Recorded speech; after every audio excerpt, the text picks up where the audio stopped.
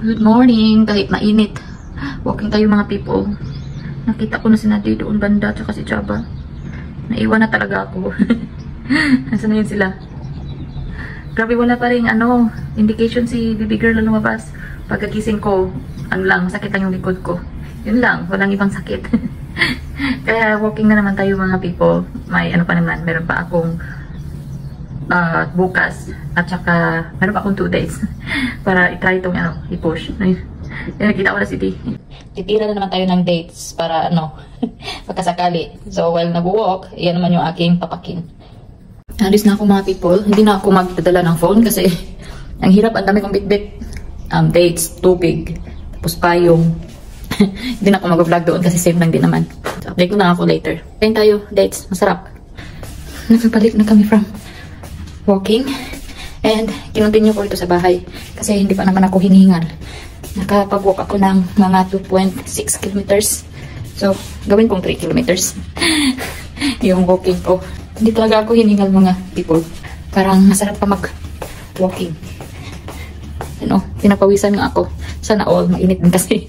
Pero dito sa bahay, medyo malamig kasi may AC. Si Jaba, hinihingal yan siya.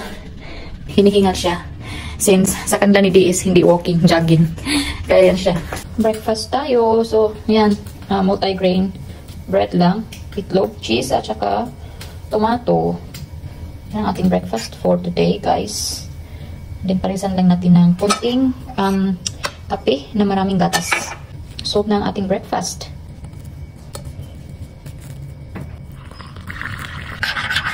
Kain tayo, guys. Kape. At saka ito, tinapay. Dito tayo ng lunch mga people. Sa akin, yung beef stick. Yung beef stick ko kagabi.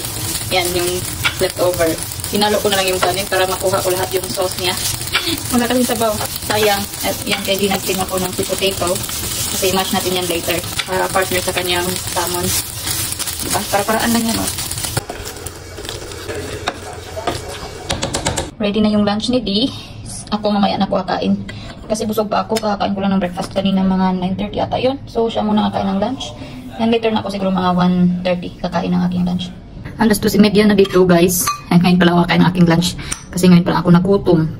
Tapos ko lang din mag-edit ng aking vlog. Which is, upload ko maya-maya. Ang sarap ng aking food. Para ako kumakain ng, alam niyo yung mga benta sa may mga Korean restaurant or Chinese or whatever na nakahalo na yung rice at saka yung viand. Parang mga beef bulgogi. Tama ba ako? Mga something ganun. Ang sarap niya. Dinner time na dito. Si Tio nagluluto. Steak at saka fries yung aming dinner for tonight.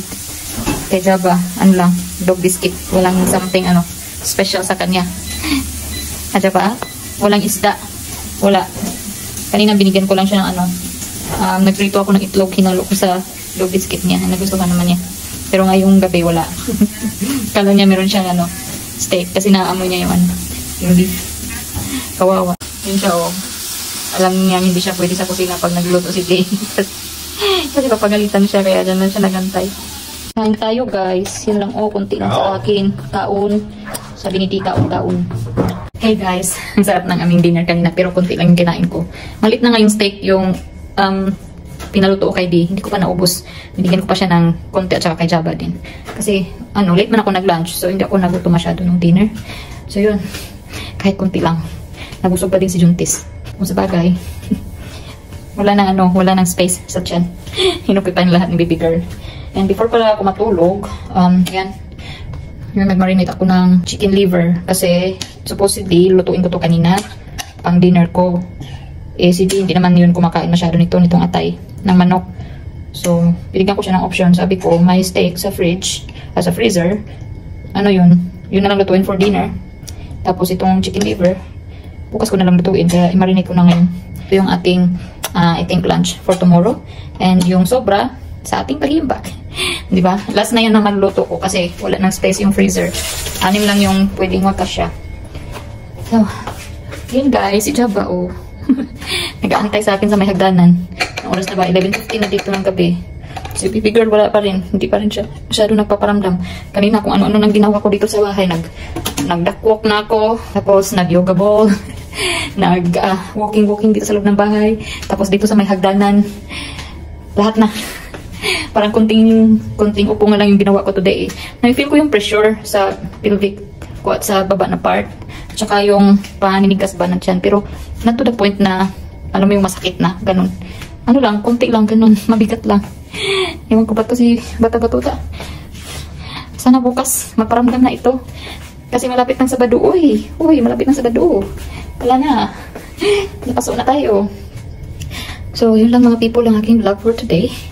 Maraming salamat sa inyong palaging panonood. Ingat kayo palagi. God bless and bye-bye.